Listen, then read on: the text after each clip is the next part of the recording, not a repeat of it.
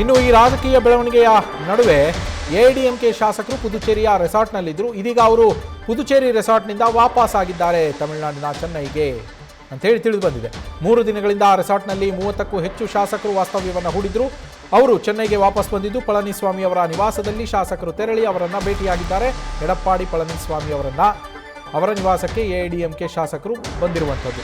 C Vijayabhaskar, KP Anbalagan, B ವಲಮರ್ತಿ ಸೇರಿದಂತೆ ಹಲವು ಶಾಸಕರು ಬಂದಿದ್ದು ಸದ್ಯದ ರಾಜಕೀಯ ಪರಿಸ್ಥಿತಿ ಮತ್ತು ತಮ್ಮ ಪಕ್ಷದ ವತಿಯಿಂದ ತೆಗೆದುಕೊಳ್ಳಬೇಕಾದ ಮುಂದಿನ ಕ್ರಮಗಳ ಕುರಿತು ಚರ್ಚೆಯನ್ನು ನಡೆಸಿದ್ದಾರೆ. ಹಾಗೆ ಟಿವಿಕೆ ಸರ್ಕಾರ ರಚನೆಯ ಬಗ್ಗೆಯೂ ಕೂಡ ಶಾಸಕರ ಜೊತೆಯಲ್ಲಿ ಎಡಪ್ಪಾಡಿ ಪಳನಿಸ್ವಾಮಿ ಅವರು ಮಾತನಾಡಿರುವಂಥದ್ದು. ಅಂದರೆ ತಮಿಳುನಾಡಿನಲ್ಲಿ ಟಿವಿಕೆ ವಿಜಯ್ ಅವರ ನೇತೃತ್ವದಲ್ಲಿ ಸರ್ಕಾರ ರಚನೆಯಾಗದಿದ್ದರೆ ಎಐಡಿಎಂಕೆಯ ನಿಲುವೇನಾಗಿರಬೇಕು, ಈ ಸರ್ಕಾರದ ರಚನೆಯಲ್ಲಿ ಭಾಗಿಯಾಗಬೇಕಾ ಅಥವಾ ನಾವು ಸ್ವತಂತ್ರವಾಗಿ ಈ ಸರ್ಕಾರವನ್ನು ರಚಿಸೋದಕ್ಕೆ ಪ್ರಯತ್ನಗಳನ್ನು ಮಾಡಬೇಕಾ, ನಾವು ಮಾಡಬೇಕಾದ್ರೆ ಯಾರ ಜೊತೆಯಲ್ಲಿ ಯಾವ ರೀತಿಯಲ್ಲಿ ಬೆಂಬಲವನ್ನು ಪಡೆದುಕೊಳ್ಬೇಕು.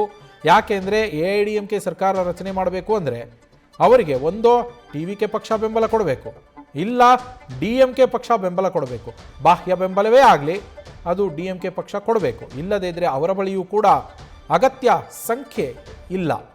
ಹೀಗಾಗಿ ನಾವು ಮುಂದೆ ಏನು ಮಾಡಬೇಕು, ಯಾವ ರೀತಿಯ ಕ್ರಮಗಳನ್ನು ಕೈಗೊಂಡ್ರೆ ಎಐಡಿಎಂಕೆಯ ಶಾಸಕರಿಗೆ ಪಕ್ಷಕ್ಕೆ ಒಳ್ಳೆಯದಾಗತ್ತೆ, ನಾವು ಮುನ್ನಡೆಯೋದಕ್ಕೆ ಸಾಧ್ಯವಾಗುತ್ತೆ ಅನ್ನೋದರ ಬಗ್ಗೆ ಅವರು ಚರ್ಚೆಯನ್ನು ಮಾಡಿದ್ದಾರೆ. ನ್ಯೂಸ್ ಫಸ್ಟ್ ನಿರ್ಭೀತಿಯಿಂದ ನಿಮ್ಮ ಪರವಾಗಿ.